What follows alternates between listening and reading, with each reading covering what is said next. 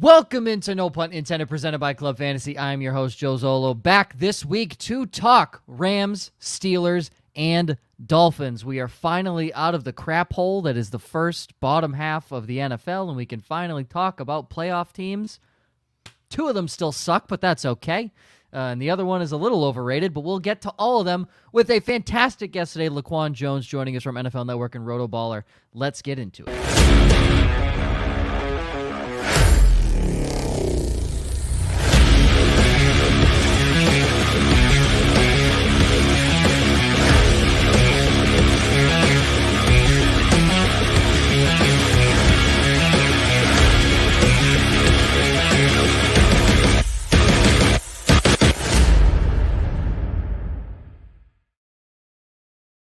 Welcome into No Punt Intended, presented by Club Fantasy. I am your host, Joe Zollo. As always, Joshua, Ryan, gentlemen, hello. How are we? What's going on? Sick intro. Oh, thanks, man. I didn't even intro you yet. LaQuan, how you doing? No, I'm good, man. How you guys doing, man? I'm glad you guys have me, but I was rocking to that little intro. I was going to say, you know the intro's good when LaQuan's just jumping in. I was like, yo, let it run a little bit more. Get like 10 seconds more on that. Play back one more time. Oh, this is going to be a good night, fellas. Oh, it's going to be a good time. It's going to be great because there's no NFL news. I mean, there has been literally nothing that has happened. Joe started the show with, we finally get to talk about good teams, but these teams kind of suck. Yeah, here's the thing. Joe's the king of backhanded compliments. I acknowledge that they're playoff teams. Yeah. I also acknowledge one of them has a quarterback who is a gust of wind away from falling apart. I think you went into that intro knowing you were going to finally get to talk about playoff teams and didn't quite realize who the playoff teams were. 100%. Yeah. That is correct. That is correct. I said the names and I was like, wait a minute. I hate all of these teams. One lost Aaron Donald. The other hired. Literally, Joe, this is the worst show for you. You hate on these three teams as much as any teams you hate on. Oh my! Two of them definitely. I don't. Yeah. Listen, LaQuan. You don't go at the Rams. LaQuan's. What is there to go at the Rams for? Exactly. Let's be honest. Nothing. Exactly. They're perfect. The only people that can be angry is St. Louis. That's it. That's all. That's very true. They shouldn't even be mad either. I hate that argument. Like, I don't care if the Rams play in Japan. We are Rams fans. Come on. I think Lauren Carpenter still holds that. Oh, she's so bitter about that. Yeah. Still, LaQuan, look, all 15 of you can gather at the local bar. Yo, you guys. Crazy. Well, listen. That's probably in Jersey, bro. LaQuan, think of this. It's 5 times more than the 3 fans that the Chargers get in their one booth at their favorite bar. Hey, Chargers probably got less than that. I got to be honest. They pay their fans to show up. The Chargers' favorite show is 2.5 Men because that's the amount of fans that they have in the stands every single week. So here we are. I think there's a child screaming outside. I'm hearing a baby scream through my headphones. Not coming through the mic. Thank God, because there is something happening outside, and I'm up on the 3rd floor. Okay, let's get into the Rams. I don't know what is happening. This show is all out of control. Off the rails already. 3 minutes, 41 seconds in. Last year, 10-7. Scraped their way into the playoffs. Hey. Scraped. Hey. And I think everyone and their mother was rooting for Matthew Stafford to beat the Lions in their most recent playoff appearance. Yeah. I know I was, but ended up not happening. They still have Sean McVay as the same coach, same offense. Sean McVay's the play caller. Starting offense. This is the ADP on Underdog as of this morning, or as of 6:30. Excuse me, as of June 30th. I don't know if that's accurate, or you updated it this morning, Josh.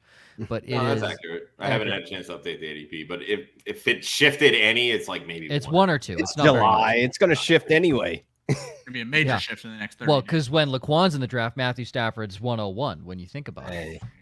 No, Matthew Stafford is currently QB 19 on Underdog ADP. Again, this is best ball. As we, I'm sure, get into the back half of July and into August, you will start seeing more redraft ADP, and these numbers might start making a little more sense. And Jimmy Garoppolo currently not being drafted, the backup to Matthew Stafford. Kyren Williams, how about have a good year and jump to RB8? Blake Corum, his backup, the rookie, RB35. Behind him, Zach Evans, Ronnie Rivers not being drafted.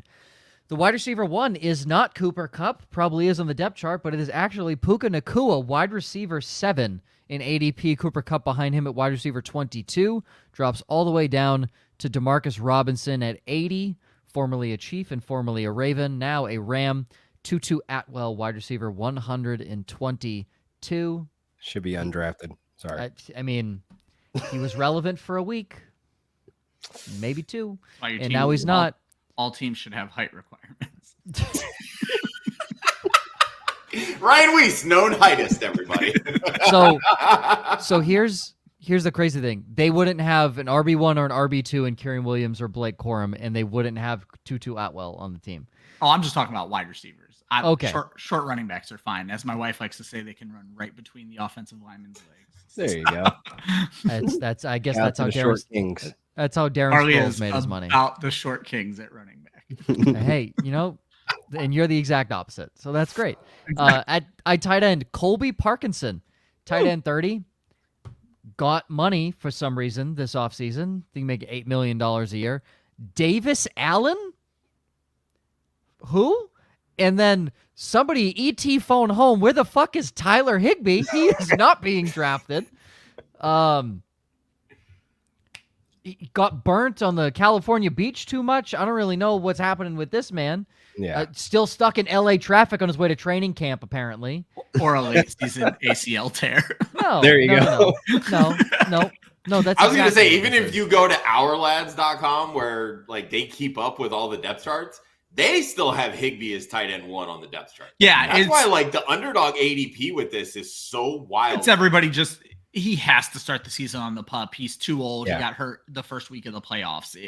He's not going to start the season. But can we all agree that a Rams tight end for fantasy does not Shouldn't be matter touched at ever. all. It does not matter. I don't You're understand. telling me they're not going to throw the ball to Colby Parkinson, making the second most of any receiving threat on this team at So $8 the million Rams have a shown year? us, the Rams have shown us many things through the years. One, they pay a lot of money. Todd Gurley, Yeah. Clay Matthews, Cooper Kupp in a sense as well. And we don't care. We don't care about draft capital because Tutu Atwell is a 2nd-round pick. So it goes on to where like we pay a tight end. It's like, oh, he's tight end 1. Oh, target share is going to. No, he's just No. there to get the money. That's it. To be fair, Tutu Atwell was technically the first pick for the Rams in that draft. So when you think about it, he Right, was he's their basically a first first-round pick. Just wait. This year he'll have some value with those return yards. Is he returning? He's not Yeah. listed. He's not listed as their returner right now. I'll just throw that out there. But He'll find his way there. I say we all have a lot to learn. Right now, their returners are Austin Trammell. They actually have Kyren Williams listed as a returner, and Boston Scott returned kicks last year. So. Oh, there you go. Boston Scott. There's your returner. But we will start with the man, the myth, the legend, Matthew Stafford. Quarterback 19, LaQuan, you have him highlighted. I assume you think he's a steal at 19. Absolutely. I mean, we have to understand how he came into the season last year, how this offense in general, like 5 games without Cooper Kupp to start the season off. So thank God we have somebody like Puka Nacua who was able to step up in that offense and be able to produce the way he was able to produce. So then you get Cooper Kupp back, and then the following week, Kyren Williams is gone for 5 to 6 games. So therefore, the run game takes a huge dip in production, and you're looking at Matthew Stafford going out there to have all these high weeks. Let's fast forward to where Kyren Williams comes back. Cooper Kupp is now somewhat healthy back together. He was a top 5 quarterback. He led the league in passing yards per game in those final 6 games, and he was putting up highs of 25 points, 26 points, and we obviously watched them scrape their way into the playoffs. They were the most dangerous team going into the playoffs. So I feel as though this is the energy that we're going into this next season. We have a healthy Cooper Kupp, not battling injury, not having a high ankle sprain, surgery, et cetera, entering camp. Matthew Stafford, that low in drafts in any format is crazy to me. I love that LaQuan just threw Joe's intro back at him, scraping What? into the playoffs. They lost in the first round. Well, I mean, Listen, that's That I understand we lost in the first round. We should have won that game, but tons of injuries happened. my unhad balls should be my uncle. If the United States men's soccer team just Hey, knew what soccer was, maybe they beat Uruguay. There's a lot of ifs. There's a lot of ifs. Yeah. And It was a good game. As a Rams fan, I was happy. it was a very good game. It was a very good game. I do have to say, I agree with you that Matthew Stafford probably feels a little low here, considering he's around guys such as, and there's a lot of would you rathers here. We might play a lot of that. Might as well do it. Let's go. The QB 18 is such a misnomer on best ball. I've been doing a ton of best ball drafts lately. He's going as people's like last pick for guys who weren't happy about where their quarterback ended up. In every draft where I end up with Puka Nacua or Cooper Kupp, I instantly go add him to my queue because I'm like, I'm going to get him at the end of this draft. It's the perfect stack. And to LaQuan's point, from week 12 to week 18, he was the QB 7 in all of fantasy last year. Like, let's go. Smash. Matt Stafford has been on the same like Phillip Rivers thing where he's like just bottom quarterback 1 every year. So it is crazy he is this low. And we have extra time today. So we will play a little Would You Rather. LaQuan, you probably never heard of this game. It's called Would You Rather. It's very simple. We pick the player in question. We compare them to another player at a common ADP. You then say who you would rather have on your fantasy roster. It's a very simple game. I know you've probably never heard it before. That's why I have to explain it in depth on what exactly it is. So Matthew Stafford currently quarterback 19. We will go from 17, 18 down to 21. There may be one guy you take over Matthew Stafford, but I'm going to venture to say this is a pretty Matthew Stafford heavy. I don't need an explanation, just need who would you rather? Justin Herbert or Matthew Stafford, LaQuan? Matthew Stafford. Ryan? They're that close in cost. I would take Herbert. I know you're coming up on Herbert, so I knew that would be the answer for you. Josh? Yeah, I'm Herbert. I have him as a top 10 quarterback this year. I would probably take Stafford. I like Stafford. Let's go. Cousins or Matthew Stafford? LaQuan? Oh, Matthew Stafford. Ryan? Don't know what I'm getting from Cousins yet. Give me Matthew Stafford. Josh? Stafford. If Cousins is fully healthy, I don't think that's even a question, but we have no idea. Matthew Stafford. 20 and 21. Again, feel like no-brainers, but this one's interesting. Matthew Stafford or Aaron Rodgers, LaQuan? Matthew Stafford. Ryan? Hate Aaron Rodgers. It's Matthew Stafford. Yeah, obviously. Josh? Very easily Matthew Stafford. What a fall from great. Aaron Rodgers, the greatest quarterback to ever live. Yikes. Didn't age well. I saw all I needed to see from him last year. Hit 4 plays in the 20. Again, I am hoping it is Monday Night Football again, and the same guy who tackled him to tear his Achilles last year is on the opposing team again. Are we rooting for injury? No, we never say we're rooting for injury. No. But when you think about it, would it be a good giggle on Monday Night Football? Oof, I would have to hold my mouth and laugh because that's evil. I'd laugh at 8:23 p.m. Eastern on Monday. If underdog gives us the over under 1 yard thing like they did, I'm betting the under this. The under. Could you imagine? Let's just leave it at that. Could you imagine? That's awesome. Okay, last one. Matthew Stafford. It again just feels like cupcake. Deshaun Watson. I knew that's who it was going to be. Oh God, Stafford. Ryan. I'm never betting on Deshaun Watson. It's Stafford. Josh. It's Stafford very easily. It's not even close. So he's very far and away the guy where he is going around.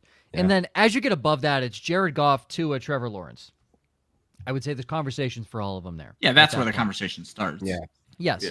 So he's fairly properly rated, but with the guys around him, it's not even a question.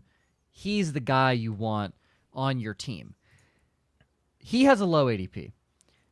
2 guys that happen to have skyrocketed in ADP after fantastic seasons last year. Kyren in his second year, Puka in his first. I'll start in the backfield, and we'll just work our way out to the sideline. Josh, you have Kyren Williams at RB8. I truly don't know if you like this or you don't like it, and I'm going to venture to say you don't like it because you didn't like Kyren Williams last year. You're right. And I've changed my mind. But I've changed my mind. Okay, I'm in on Williams I'll this leave. year. Sometimes you guess wrong, Joe. No, so I mean, you really just kind of have to look at the situation, right? When Sean McVay has a running back that he's willing to lean on that can handle the carries, he's going to lean on him. He wants to give that back 20 plus touches in a game. We saw with Kyren Williams last year, he was the RB2 in fantasy in a points per game behind Christian McCaffrey. When you give him the volume, he's scoring touchdowns and he's putting up yards. He was fifth among running backs last year, tied for fifth among running backs last year in total rushing touchdowns. But when Sean McVay has that quality running back, they score rushing touchdowns. You go all the way back to 2018, they finished second in rushing touchdowns. 2019 tied for fourth. They were tied for 10th in 2020, and then they were eighth last year in rushing touchdowns. When they have a reliable running game, Sean McVay will lean on him. Kyren Williams came in and did that. Behind him, they had nothing, absolutely nothing. And LaQuan pointed it out earlier. They will spend high draft capital for depth. It's just what they do. Well, guess what? They needed a running back because they have no depth. That's where Blake Corum comes in. They have a very similar play style, but Sean McVay already knows what he has in Kyren Williams. As long as Kyren Williams is healthy, he's going to be on the field, and that's what you're going to draft him at. RB8, maybe it seems a little high considering last year maybe was a fluke for all we know, and Blake Corum is the big question mark. And I'm going to get to another big question mark a little bit later when we talk about the Dolphins, but I don't see the threat of Blake Corum to really challenge Kyren Williams. They rebuffed the offensive line. They added two quality guards. Steve Avila, the center, has another leap here. Like there's everything around him is working in his favor, and he put up 5 yards a carry last year. A healthy Cooper Kupp makes him even that much more dangerous. Gentlemen. I just worry he's dealing with an injury already. So I want to see him get through a foot injury where he has competition. These are the only things that worry me on him. And the fact that none of the competition nor the injury is baked into his ADP. It's the same thing that worries me about Puka Nacua when we talk about is you have these two guys who were late round draft picks, and now all of a sudden you're being asked to invest an awful lot in them. I was one of the first ones on the Williams train last year, mainly because he was in every taxi squad of every dynasty team I had from the year before, because I love jumping on those late round pass catching running backs. I did not expect the complete back that he turned out to be last year. I just want to see him healthy. So right now at RB8, I can't touch him. But that's the middle of the third round, though. Again, that's the thing. Like you're still getting you're a starting running back in the third round. I'll tell you right now, he's going in early. best ball drafts anyway. He's going right near Travis Etienne, and I'm going to take Etienne 100 times out of 100. So I'd skip both. Of course. Yeah. LaQuan. I agree. The third round, I'm not even looking at a running back there. I've been just attacking the wide receivers, just hitting them heavy early. And I feel like Kyren, you're already buying him knowing that, there is a high risk of injury. Like his rookie year, he got hurt on kick return. Like, what are we doing here? And then came back and then got injured again. And then we look at last season, he missed a very big chunk of the season. In the middle of the season where we just get Cooper Kupp back, the team is like healthy together. And then, he kind of bails out. So I think Blake Corum is there to kind of take some of that load off. Like you might see the dip in production and touchdowns. You might see the dip in production and touches all around because we haven't seen Kyren Williams kind of work into that full workload that, that Sean McVay's been chasing all these years. He's been trying to get Todd Gurley prototype and have 230, touches a year. But I feel like Kyren should be fine. I just can't get him in that third round. We just talked about, again, Ryan, you just brought up two guys, late round picks, not even drafted, to immediate first round to top 3 round draft capital. Puka's going in the back end of the first round. How do we just overall feel about that? So the debate I've been having on the mock draft show is we're clearly drafting him at his ceiling. Did we see the best of him already? And that's kind of my question I was going to leave for the group. But the one thing I've gotten away from when I'm talking about drafting him at his ceiling is everybody you take in the first 2 rounds, you're drafting at your ceiling. The first 2 rounds, you're not looking for a sleeper. You're looking for someone to go out there and get the job done. And I'm not concerned about Puka Nacua getting the job done. What I am concerned about is this was damn near our record pace last year. 1,500 yards, 6 touchdowns. Obviously, we could see the touchdowns go up. But are we really expecting 14.2 yards, 65% catch rate? Those two numbers don't often play together. Usually when you see guys with over 13% or 13-yard catch rates, they're 13 yards per reception. Their catch rates aren't 65% unless they are truly elite. And I want Puka to be that. Believe me, I want Puka to be that. But again, my question to you guys is, have we already seen the best from him? Is there a chance he tops this, LaQuan?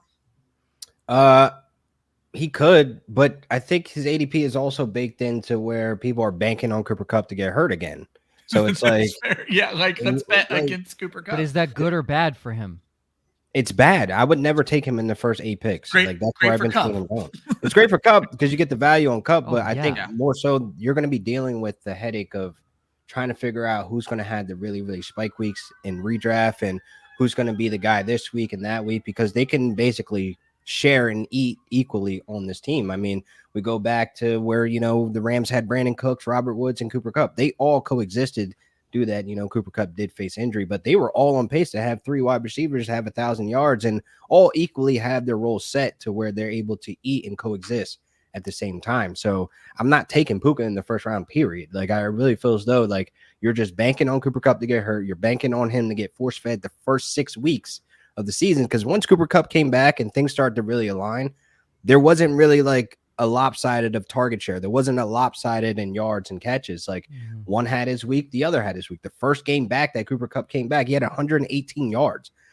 Puka, he kind of got some garbage time yards where he had like 70, 71. I forget exactly the number. Don't quote me on that. But that Eagles game was kind of notioning like, okay, Stafford's struggling, but where is he going? Where is he going to rely on? Where is he going on third down? It's Cooper Kupp. So if you have to bank on Puka Nacua and Cooper Kupp's injury, you're going to have your heart broken if Cooper Kupp stays healthy. Yeah, Kupp being healthy, I just don't see how they're going to be able to keep both these guys in that 140, 150, 160 target range, because it's been at done. Wide receiver 7 price, not in LA. None of them topped 140. None of them topped 140 targets. 120, I think. I mean, we could check it. It doesn't matter, but I think that more so we've seen this work with 2 wide receivers get fed tons of targets. We've seen them have over 120 targets with Robert Woods and with Cooper Kupp before. We've seen this displayed multiple times, even when, Todd Gurley was eating off that play getting targets. Like but that was like less than 22% target share. Like Puka had 27.5% last year. The best That's what I'm saying. Like you're drafting him with the idea that he's going to have a 25+% target share. I said the best thing that could happen has 130 targets. That's not happening for Puka. Mm-hmm. The best thing that could happen would be, this is going to sound awful, but for Kyren to be hurt, because Kyren's going to take away valuable touchdowns that if they don't have Kyren, they may not be ready to give it to Corum. All of a sudden, you're going to get to see 5-yard in routes and fades to these receivers from Stafford versus just handing the ball to Williams. So, before I do a little would you rather end the Rams segment here, in the first 36 picks, according to ADP, I'm looking at right now, 26 of them are receivers. Wide receivers, it's nuts this year. Absolutely nuts. Insane. So for those that love running backs, such as myself, this is music to my ears. Every time you look, there is a great run. The amount of times I'm still getting Jonathan Taylor in the second round right now, it's just crazy. Insane. In these best balls. I'm going to be interested to see when we get to redraft season and we have so many more people coming back to the game. Do we see it revert back to running back early because it's again more casual players? Yeah, yes, 100%. Not the degenerates who have been drafting 17 best ball drafts every day since February 13th. Ryan Weisse. Okay, thank you, LaQuan. Yeah. Good to know I'm in good company. LaQuan. Puka's at 7. Just to wrap it up quick, I'm gonna say a name. If you would take Puka over this guy, speak up. That's all I'm saying. If I would take Puka over him? Would take Puka over this guy, say something. If not, give me the little nod of disapproval. Amon-Ra St. Brown. A.J. Brown. Yes. Okay. Garrett Wilson. Yes. Really? Oh, yeah. I hate it. All right, LaQuan and I are on the same page. No, come on. Garrett Wilson? Seriously? All right, fine. Marvin Harrison Jr. My rankings say yes, but man, Marvin Harrison is an interesting guy. I'd rather have Puka. Drake London. Yes. Give me London. Hell yeah. Hell yeah, LaQuan. Yeah. We're here. Talk shit about your own team. I do the What same up? thing. I love it. Oh, yeah. I'm big on that. That's kind of Hell what yeah. I'm going for. Hell yeah. And then you're getting into Chris Olave, Brandon Ayuk, Nico Collins. No. Everyone. Yeah. So that's Puka Cut right off there. right there, yeah. Yeah. As soon So as you say Olave, I'm done. yeah. So essentially where he would be is maybe a couple spots lower, which is he's currently the 110. He would be at the 2-1 or the 2-2. Exactly. So- I'm happy getting him on the turn, but I need to on the secure. other end of the turn. Yeah. You need to secure somebody else on the turn Yes. before he, yeah. Yeah, I agree. especially with that. them letting the running backs fall the way they are right now. 100%. exactly. From the West Coast to the East Coast, the Pittsburgh Steelers. Mike Tomlin still has not had a below 500 record. And you say to yourself, Joe, how the fuck is that possible with them being the worst team in the AFC the last 25 years? You know, that's such a good question, guys, because since the dawn of dinosaurs, it feels like Pittsburgh hasn't fucking won anything. They haven't.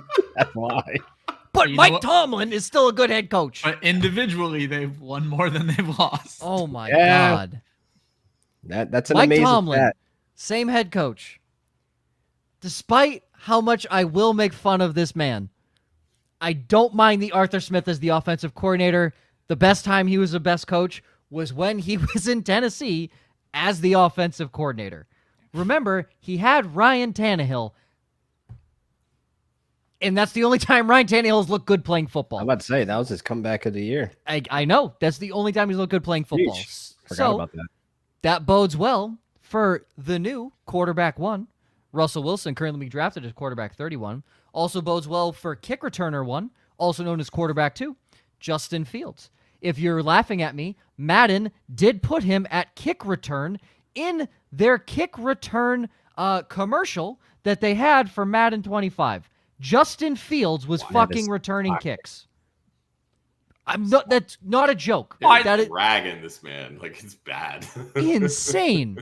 RB1, Najee Harris, also known as great value Derrick Henry for this year because of Arthur Smith. Jalen Warren, RB25. Cordell Patterson. Yes. I mean, Scott Fishbowl dog, if you ask me, in my opinion, but he's the RB3. Wide receiver 1, George Pickens at wide receiver 28.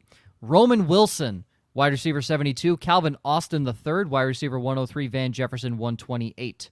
Pat Freiermuth is tight end 14, but that doesn't matter because you really want Darnell Washington. Oh, God. Undrafted. 6'7", baby. 6'7", but that doesn't matter. He's the backup tight end. He's the backup tight end. Jonnu, let's go. Exactly. Jonnu Dog, who will be brought up later. LaQuan, you did quarterback in the first one. You did quarterback in the second one. You want to talk about Russell Wilson. This man is the second to last starting quarterback being drafted according to ADP right now on Underdog. Go ahead, Ryan. And in more than one draft, I am seeing Justin Fields go ahead of Russell Wilson in best ball. That's very Listen, interesting.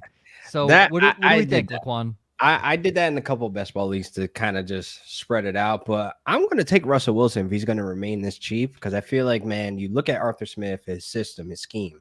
What is he going to do? There's going to be a ton of play action. So we know Russell Wilson, that's kind of his bread and butter. And this isn't like the last 4 years or the last 3 years. This is like the last 2 seasons where he's been decent on the deep ball and in play action. So if you're giving him something to where he can really tap back into somewhat of the Seahawks form, because that guy is long gone, but you can still see him in the rear view. Like he still flashed some abilities last season to where that's why Cortland Sutton was able to have as many touchdowns he was able to have. So you still have somebody that's a great decision maker. He had 26 touchdowns. I think it was 5 interceptions. But when we look at that backup, Justin Fields, he has issues with turning the ball over. He has issues throwing the ball deep. These are big things that are like an issue for him to actually step into that starting role. So if you're going to give me a starting quarterback and a new system or a system that kind of like caters to him, I will take the shot on him as a QB2 where he can have some really spike weeks where you're having George Pickens going crazy, blowing the coverage, and you have Roman Wilson being a reliable third down, wide receiver and a sneaky red zone threat there as well. And then you have Van Jefferson. He's a guy that's kind of the wild card that we don't know with a run first offense. So I think you're giving Russell Wilson exactly what he kind of needed in Denver because he did take a step forward, even though Sean Payton was not the best fit for him. But I feel as though there's still some good quality football out of him. Any thoughts on the Wilson-Justin Fields debate? Now, Wilson is a very interesting quarterback in non-best ball super flex leagues because he is going to start the season as the starting quarterback, and you're able to get him dirt cheap because everyone's afraid of what's going to happen. Well, what I know is going to happen is for a month at minimum, he's going to be the starter. And if he goes out there and plays well, then you just got a 16, 17 game starter for next to nothing in a super for free. So, yeah. And he's a good it's not like he value played in fantasy. It's not like he was horrible last year. No. Well, 27 touchdown passes. I was gonna say he did well. It was a shock when the Broncos did what they did. Like it was the defense that really turned it around. Like after week 5 or 6, they kind of just went on a mean streak of just shutting it down. Yep. So it happens when you get embarrassed by Miami. I say, and then Denver shut him down. Yeah. Look, who would have thought the ego of Sean Payton and the ego of Russell Wilson wouldn't work in the same locker room? Who would have thought? I mean, I'm not even. Russ is very clearly a steal at where he is going. Yeah. Assuming, like, again, he plays all 16, 17, so it's a good look. Going to the backfield, Josh, you have Najee. He's RB21 currently. Again, is this the Arthur Smith hype? What he did with Derrick Henry and Tennessee? He knows how to use a big back like this, and we've been waiting for Najee Harris to have an offense that can work around him. Or are we just completely forgetting that their offensive line is still bottom 2 in the league? How do we feel? Well, it's a little of both. They've made improvements on the offensive line. It's just going to take some time, right? Like they spent their first 2 draft picks this year on offensive linemen. They're young, right? They're not going to start gelling right in the first month of the season. But we saw improvements from this offensive line towards the tail end of last year. They had a rookie left tackle. They had 2 fresh starting guards in Samalu and James Daniels. So like there's a lot of cohesion that needed to work with this offensive line. Now you're adding in 2 new pieces and a brand new system, right? It's going to take a little bit of time to get going. But the one thing I do know is that Najee Harris, for all the shit that we give him for how inefficient he is, he had his best yards per carry last year. It was only 4.1, but it was still the best of his career. That's a positive sign, right?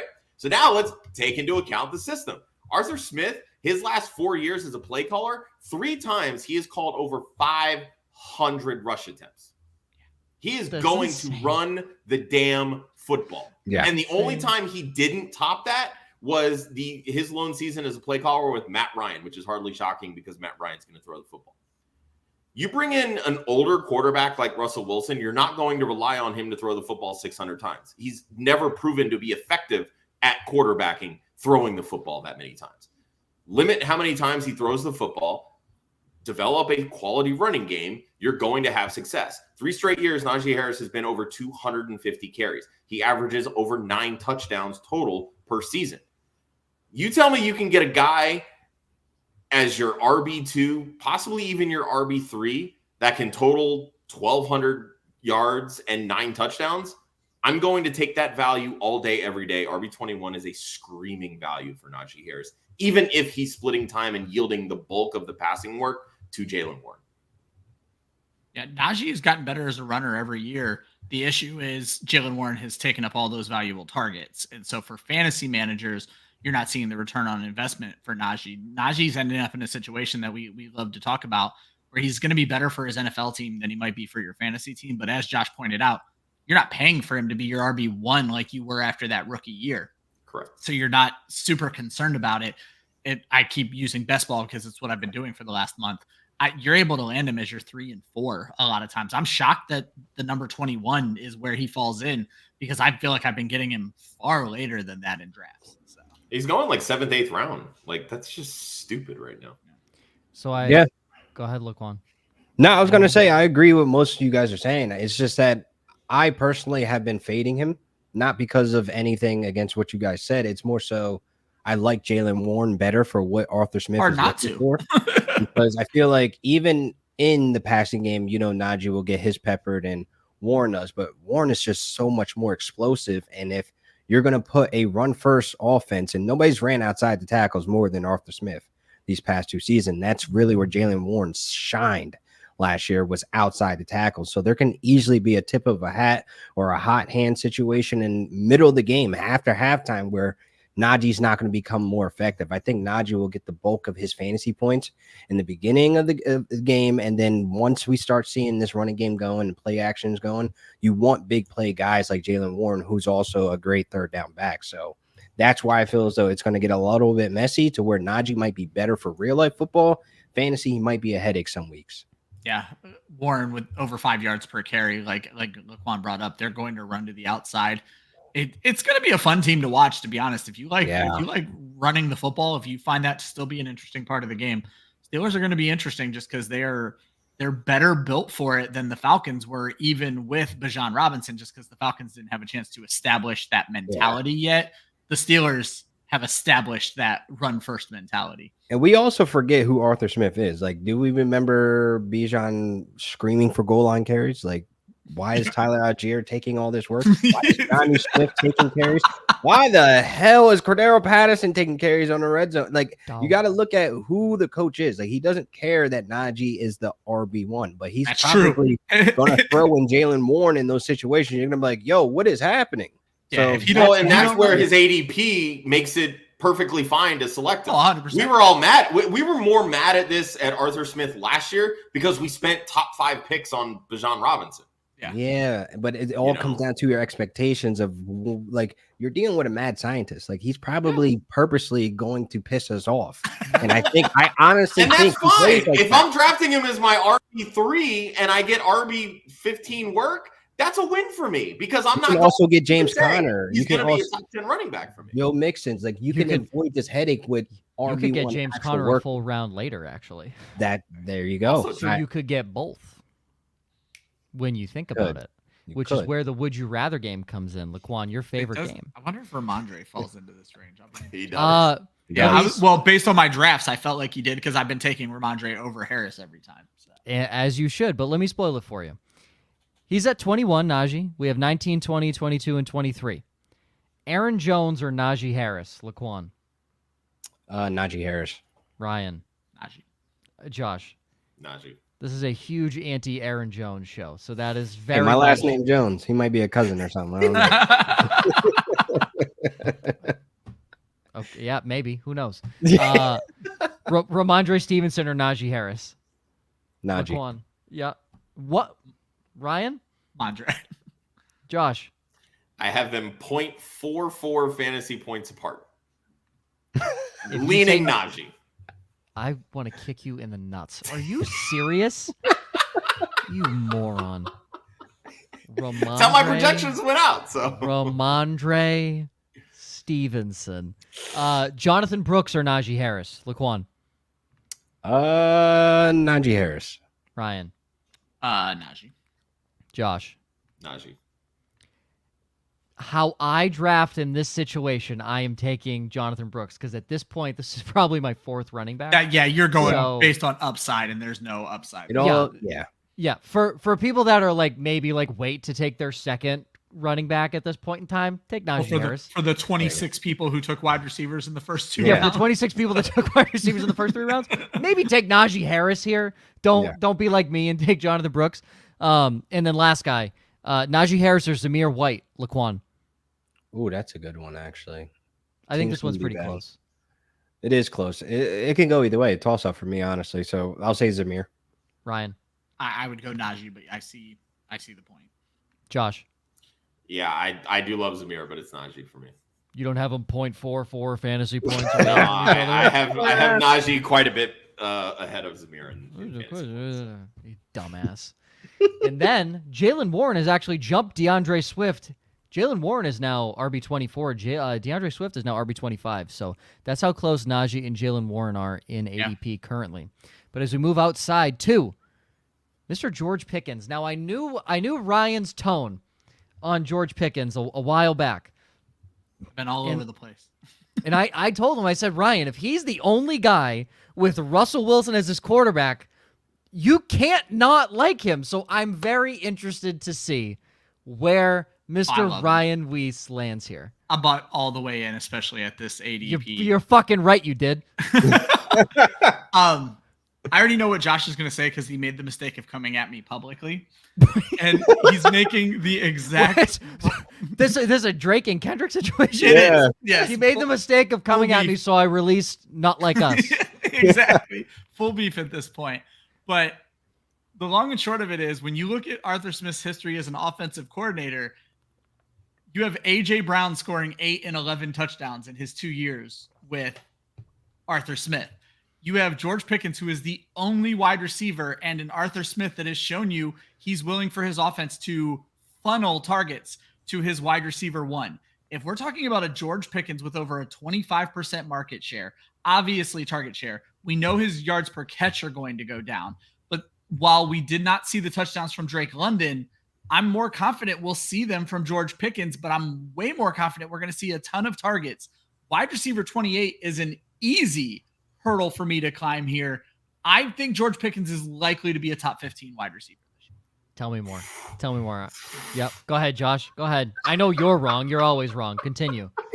You think George Pickens is the next A.J. Brown?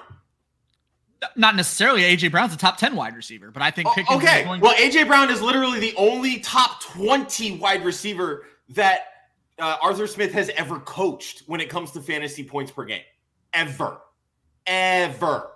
And now, Arthur Smith has never scored more than 6 touchdowns in a season.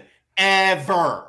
Okay, hold on. Ever. He's had the combination of the 4 of us throwing him the fucking football. Exactly. Oh, I'm going all the way back I was to about Georgia. to say that. I'm going all the way back to two Georgia. sides to this. He's never scored more than 6 in Georgia. This is the best quarterback he's had. Wasn't it? I Wasn't agree. it? Wasn't his might be. Didn't his quarterback just get out of rehab? Like, what are we talking about? Like, what are we talking? His quarterback is barely making an XFL roster. What do you mean? I'm just saying, we can sit here and talk all the, like, he's not A.J. Brown. He's not, like, stupid, high efficient, high catch rates, that kind of thing. Like, he can get down the field. I get that. It fits with Russell's deep ball. Arthur Smith galaxy brains way too much for me to buy in on George Pickens. Way too fucking much. How so? Are you worried? Because the target share should be there with no issue. You would think. He's only had one wide receiver that's ever topped 21% target share. And that was Drake London, who Okay. did next to nothing with it. So Okay, was that's a throwing Drake him the London football. here's the thing also of buying in George Pickens. You also have to keep it in the back of your mind that what if Russell sucks and he gets benched? Now you're dealing with a quarterback. now That's my point. And Like, Justin Fields comes Justin in Fields is going to be a and downgrade. shoves his fist up the Chicago Bears organization. If Justin Fields starts, you're going to get a production outcome of like Drake London, but slightly more touchdowns. But it's not going to be worth dealing with that headache of the possible quarterback change midseason. So But here's my thing. The Justin Fields has what, like 5 passes a game where you're like, holy shit, this man's a Hall of Famer. The other 30 look like he's a Division III backup, but those 5 look really good. And those 5 tend to be down the field. You know who's down the field? If you're telling me George Pickens could go 5 for 300 yards and 5 touchdowns, that's all we need every single game. but those are efficiency numbers that only happen if you're Devon ACHANE. Okay, fine. 2 for 100 and a touchdown, Josh. Jeez. But I know that's twist my next. arm. He's Will Fuller from 7 years ago. What do you want from me? So a broken pinky's going to end his career? No. No, the drugs ended Will Fuller's career. Very well could be George Pickens also. I mean, he did go to Georgia, but I'm just saying the drugs ended Will Fuller, not the pinky. All right. His ego may also end his career. Yeah. Multiple factors with this man. But come on. He's one of the best sideline receivers in the NFL. You can't change his best It's just fucking at footwork. 28. Like, why not? Like, it's not even There's close. better wide receivers that I would rather have there. You know what, Josh? That's, great fucking transition, Perfect segue buddy. for you, Joe. Yeah. It's like we've been doing the show for 7 years. All right. Let's hear how Josh is wrong about everything here. I have to hear a name, but I'll play, I guess. Okay. LaQuan, to you first, as always. Zay Flowers or George Pickens? George Pickens. Ryan. Pickens. Josh. Flowers. Okay. T. Higgins or George Pickens? LaQuan. T. Ryan. Pickens. Josh. That one I would take Pickens. I go Pickens. Amari Cooper or George Pickens? LaQuan. Amari Cooper. Ryan. Pickens. Josh. Jesus. Oh, I really want to say Cooper. I just don't trust Deshaun Watson. If you told me they re-signed Joe Flacco and could Oh my guarantee God, I'd be me all in on Cooper. Amari He'll be a Cooper- top 12 wide receiver. Amari Cooper would be my first wide receiver taken. I'd say over CD Lamb. I would put him over CeeDee Lamb in a I think that heartbeat. really though there are I'll put very him over similar Puka. situations when you look at the issues at quarterback. Like we literally brought up, we don't know if Russ actually plays all season. Maybe they do pivot to Justin Fields, right? What Deshaun Watson are we getting? Houston 2020 or what? The shoulder Cleveland issue from last 2023. year? That exactly. So like there's a lot of similarities in there, and at that point, I would much rather take the more savvy route runner, and that's Amari Cooper. Before I get to the last guy, if or when Anthony Richardson gets hurt and Joe Flacco comes in, Oh, Michael Pittman. what are you doing to go get Michael Pittman on your team? What are you doing? He's already Anything. on my team. That's the problem. Yeah. If Joe's in the building, he's on my team. If when A-Rich gets hurt, Michael Pittman is a must start. I don't care if he sees 2010 Darrelle Revis. He is a must start. I'll do some shady commissioner stuff and just move him to my team. Yeah. Right. Oh my God. ESPN glitched. I don't know what happened. It's mine now. Okay. Last guy that of all of these, I would take him over George Pickens. Christian Kirk or George Pickens, LaQuan. Christian Kirk. Ryan. I know who Kirk is. Give me George Pickens. Josh. Christian Kirk, very easily. I think Christian Kirk is once again criminally underrated at wide receiver Always. 30. Again, Always. all I'm seeing is I'll give you that. I'll still take him ahead of wide receiver 30. I'm just not taking him ahead of Pickens. Yeah, that's fair. All I'm seeing is that I can walk away with Bijan, Jonathan Taylor, and still be satisfied with Cooper Kupp and George Pickens as my top two receivers. And then, hell, get Christian Kirk in there as well. And then, fuck it, Jonathan Brooks. What is this drafting right now? What is happening? It's fantastic. I love it. I absolutely love it. Vince. Yeah. Oh, psych. Yeah, we are discussing George Pickles. Sucks for you though. It's over. So you just missed it. Josh, I think you muted yourself. Yeah, I did. I was cracking open my drink. Yeah, and I'm very happy you did because the shit you spewed in the last segment was really tough about George Pickens. But now we move on to the boys from South Beach, the fastest team on planet Earth, and the fastest to get bounced out of the playoffs. The Miami Dolphins. 11-6, same coach, Mikey Mick, same offense. McDonald's, he's calling them. Quarterback 1, to a T. Quarterback 2, dog, Mike White. Absolute menace of a human being, Mike White. RB1, Devon Achane. RB7, get to that later. Raheem Mostert, RB28. Jalen Wright, RB47. And the show's favorite running back, Jeff Wilson Jr. JWJ. He does have a few more hurdles to get over this year to see the field because he is currently not being drafted. To make the team. To make the I'm team. about to say, did he make it to camp? Guys. I know. He's fine. Everything's okay. I had a sad day for G. LaQuan, the running joke is my younger brother watched the show. He's a Jeff Wilson Jr. stan. And he had Jeff Wilson on his team that year that Jeff Wilson just popped the fuck off. So he just always says Jeff Wilson season. It happened once in the last 3 years, but he's predicted it every week. He's been right once. He's been right once.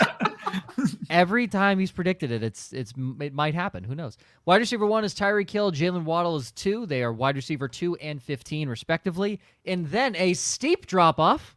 I wonder why. To wide receiver 91, Odell Beckham Jr., wide receiver 98, Malik Washington, and what will eventually be the Week 8 hookup, Mike White to Braxton Berrios, king.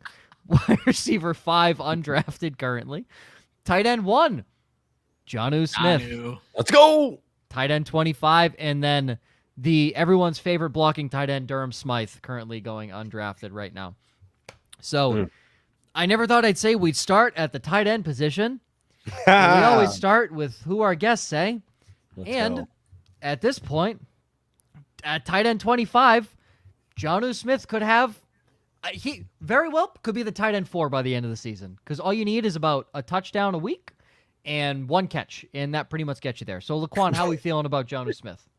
Listen, I feel like he's such a great value. He's one of those guys I've just been taking at the end of the drafts as my tight end too, because I feel as though if we learned anything from Mike McDaniel, he's going to utilize his players at the best of their abilities. I mean, career highs for Tyreek Hill, career highs for Waddle, career highs for Mostert. What other position do we need to go to where he needs to have career high at? And that's the tight end position where he has the most speed. And we talked about Jonnu Smith. He was 3rd in receptions last year. So it's like, obviously, the tight end has some type of role. He actually outsnapped Mike Gesicki in 2022, by the way, which was complete nasty work. But I really feel as though he's been trying to get the tight end involved. It's not the wide receiver 3. Cedric Wilson didn't work out. It just didn't. He's fast, but the 3rd wide receiver doesn't exist in the offense with Tua. So when you have the tight end so heavily involved, not heavily involved, but involved as much as he shouldn't be, and Jonnu Smith has kind of been the guy that's just been annoying to all fantasy managers of just popping off randomly on the waiver wire. I think we jump on it now to where he's going into an offense that is completely speed demoned out to where I think Mike McDaniels can get the absolute best out of Jonnu Smith. And he signed there quick. He was one of the first signings, if I remember correctly. Yeah. And you like that. That meant the Dolphins wanted him and he wanted to be there. And in this offense, it's worth it. Joe, you said something that made my brain start going, and you know how that goes sometimes. If a guy caught 1 pass for 1 yard and 1 touchdown every single week, where do you think he would have finished last year? Well, that would have been, so a catch is 1, a yard is 0.1, 7.1 and a touch, so 7.1. No, but where do you think he would have ranked among tight ends? Because you said it wouldn't take much. Tight end 13. Yeah, 7.1 every single week. That's probably like tight end 8 or tight end 7. 19. 19. Really? Yeah. Wow.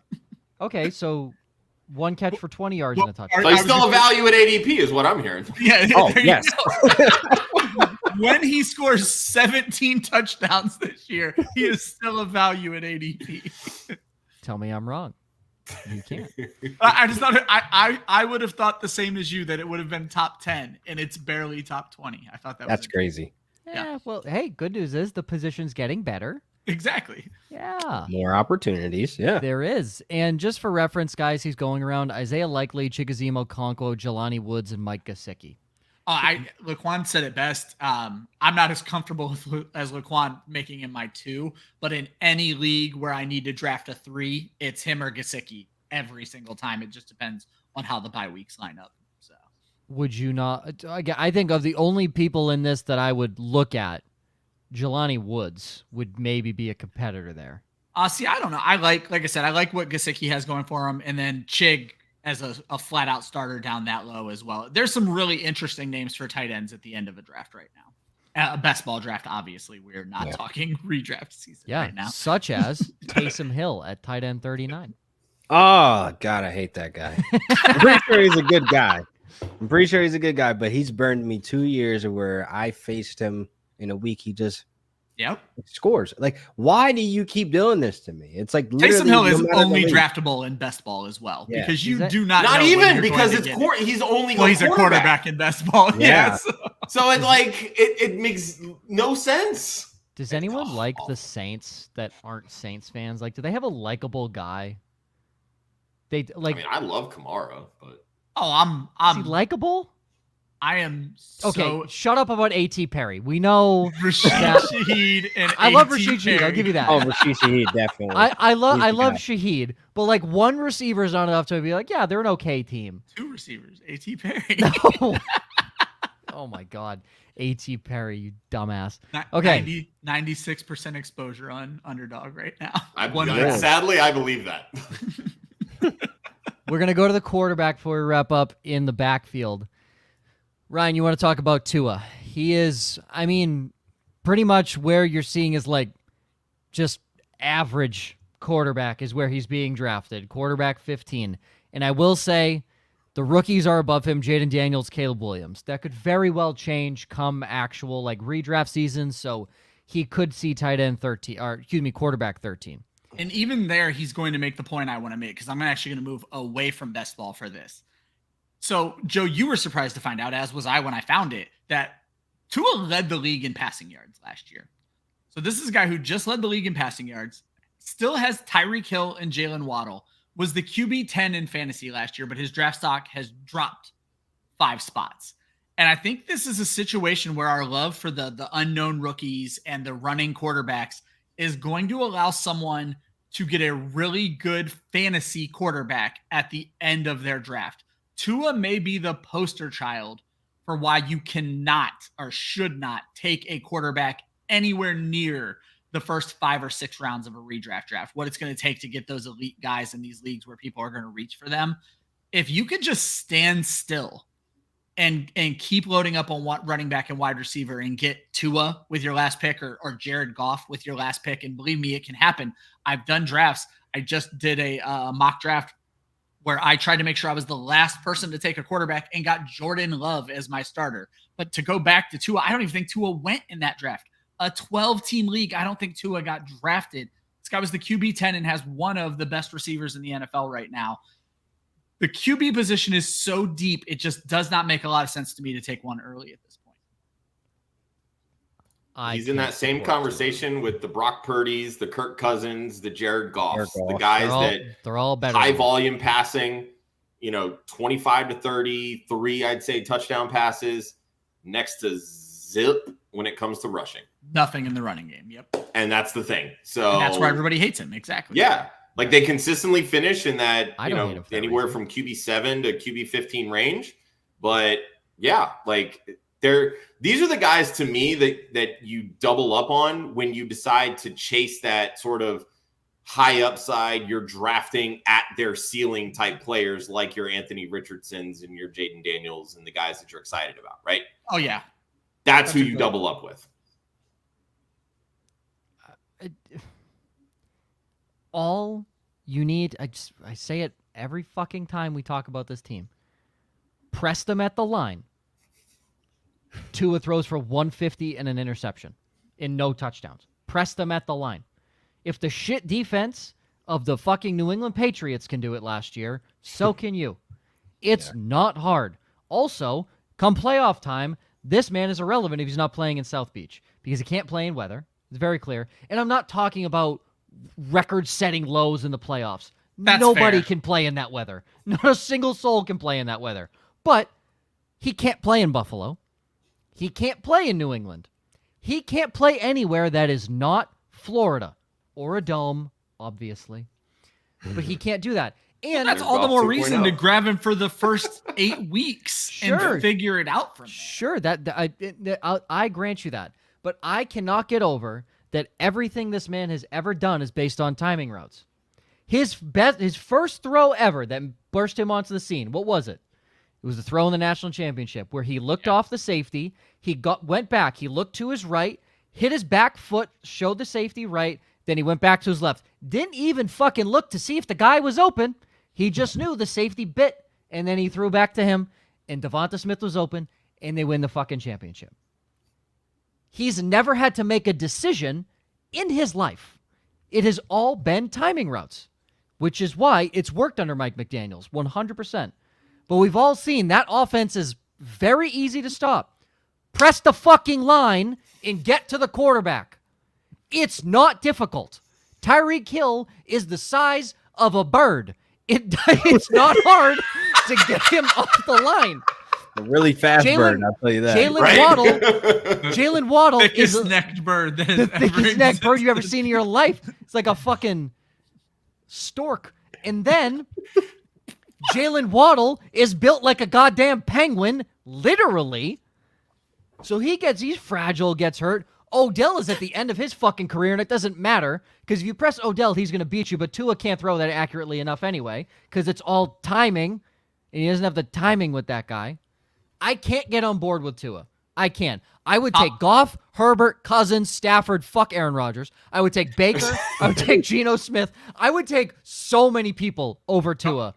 The only name you mentioned there is Goff that I would consider. Over the first, Joe, you probably hit a really good point here. Over the first 6 weeks, Tua was the QB3 in fantasy football. He starts hot every year. Yeah. Starts hot every year.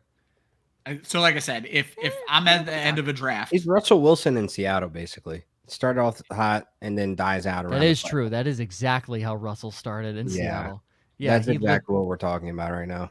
That also makes him a perfect best ball pick as well in those leagues where, again, if you got one of the first 5 picks and you took Tyreek Hill, grab that to a T stack and know that you're going to eat for the first 6 weeks.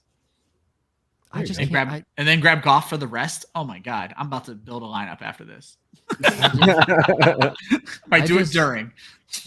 I just can't stand this man. He goes to Green Bay. As soon as I chose to defend him, I knew we were going to have this problem. Yeah. So. He goes to Green Bay, and then championship week he's in Cleveland. Okay. See ya. You're not winning. That's fair. That's an issue. And a bigger issue is why the hell is Devon ACHANE RB7? Well, hold on a second. It's a sickness. The timing. That's insane. We are literally just moving on to the backfield, my brother.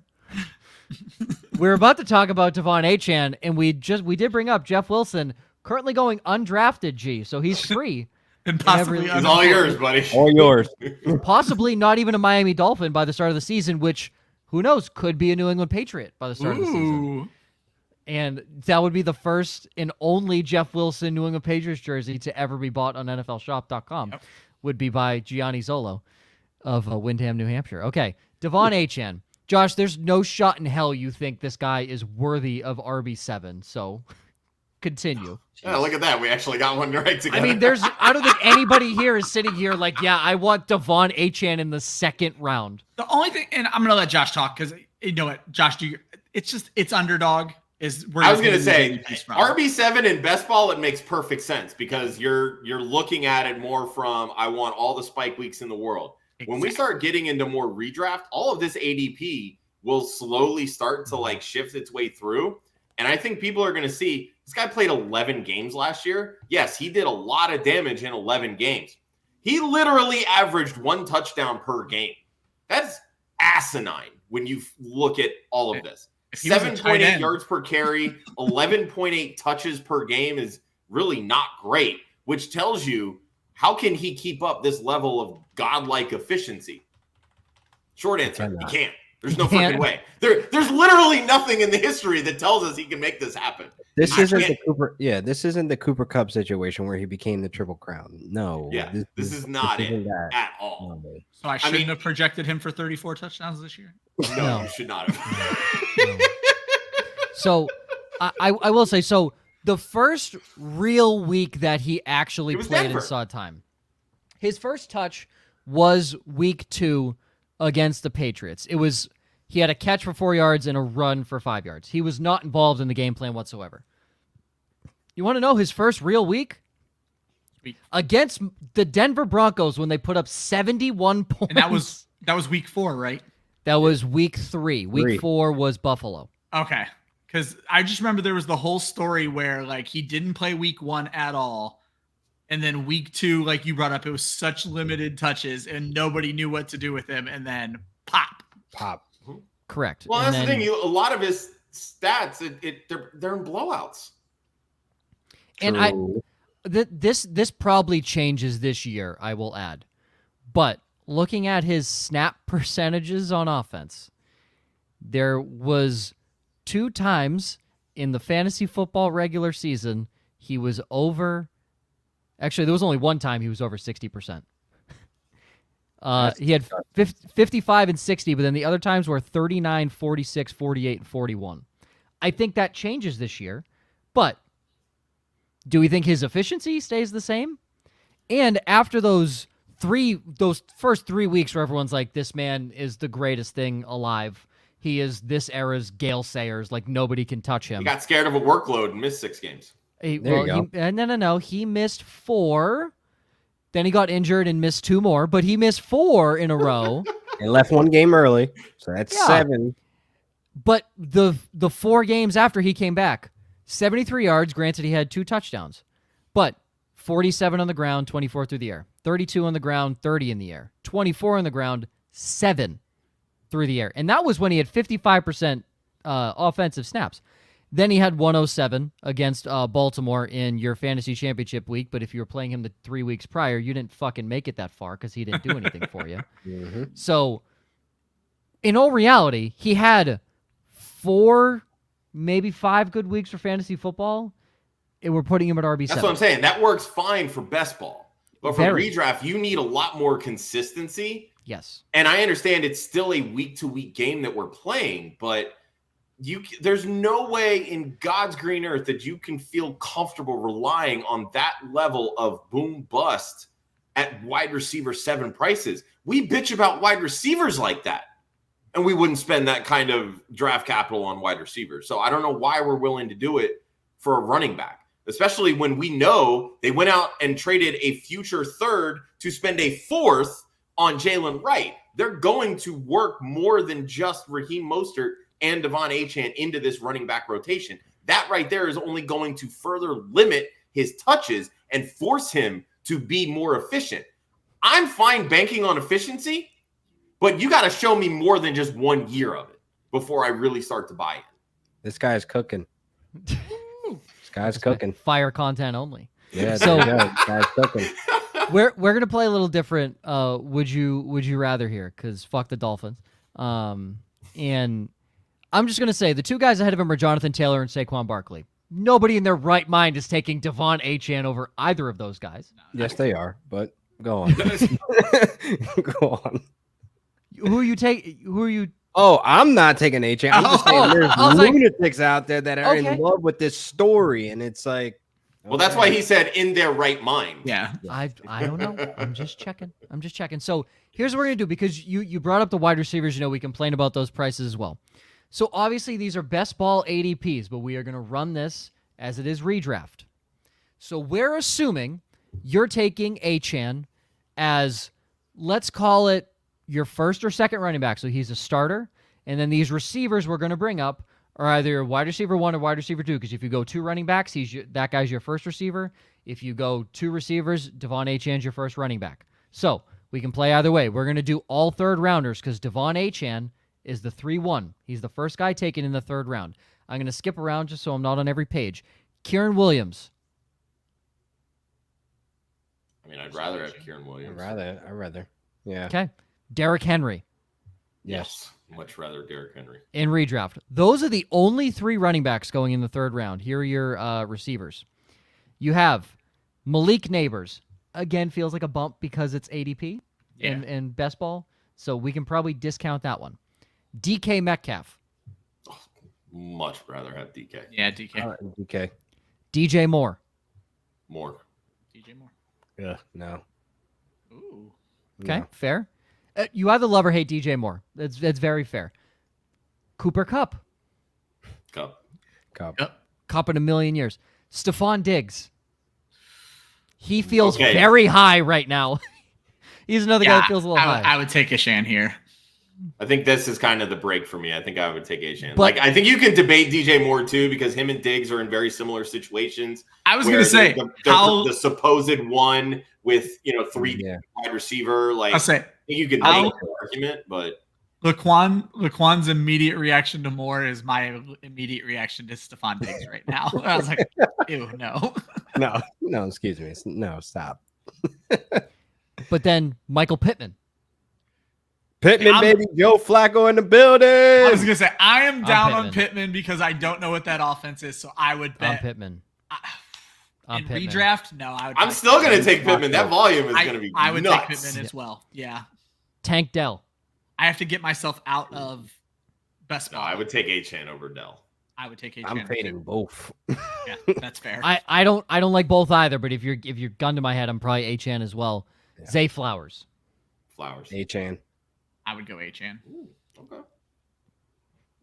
So Yeah, you're right about where the cutoff is. Yeah, you're right where the cutoff is. And then, how about this? There is one more guy. He's not a running back. He's not a receiver. He's not even a quarterback. Tight end. And Tight it's end? not Travis Kelce.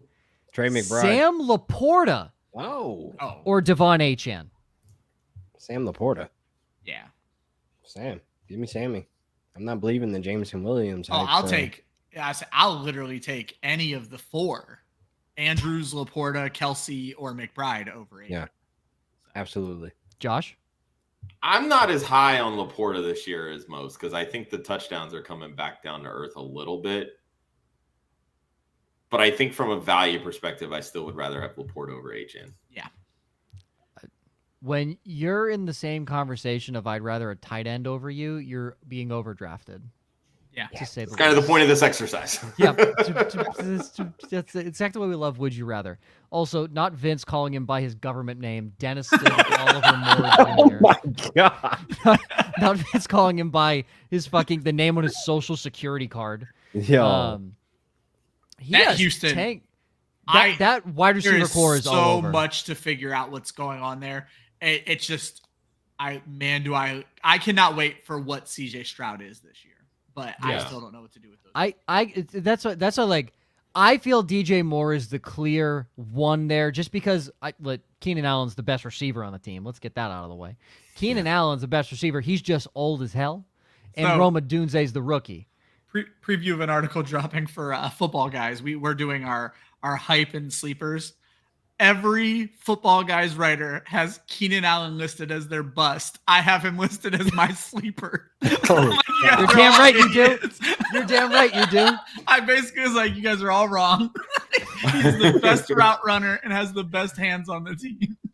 Yeah, but awesome. in this case of what we're talking about, like LaQuan said no to DJ, and then Ryan, you had the immediate ick with Stephon Diggs. Yeah. Stephon Diggs is going to come in expecting to probably be the alpha.